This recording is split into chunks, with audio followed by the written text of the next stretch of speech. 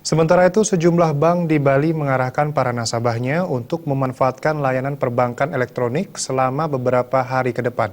Hal ini dilakukan menyusul tidak beroperasinya bank selama 3 hari, mulai 27 hingga 29 Maret 2017.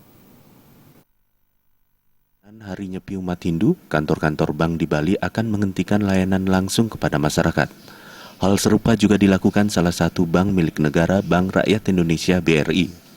Berdasarkan data kantor wilayah BRI Denpasar, terkait Hari Nyepi layanan langsung perbankan akan dihentikan selama 3 hari, mulai 27 Maret hingga 29 Maret 2017. Selama libur Nyepi, nasabah maupun pelaku usaha di Bali tetap bisa melakukan aktivitas perbankan melalui jaringan elektronik channel seperti ATM, EDC, maupun cash recycle mesin CRM. Jumlah e-channel yang tersebar di unit kerja BRI wilayah Bali mencapai 682 mesin ATM dan 64 mesin CRM. Keamanan dan kelancaran transaksi di e-channel tetap terjaga serangkaian Hari Raya Nyepi maupun setelahnya.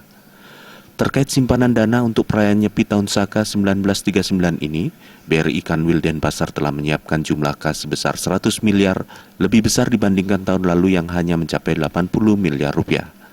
Meningkatnya jumlah kas ini dalam upaya memenuhi kebutuhan masyarakat yang kini banyak menggunakan transaksi elektronik channel.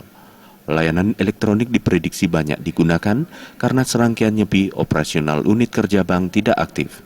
Setelah 29 Maret, layanan perbankan akan kembali normal seperti biasa.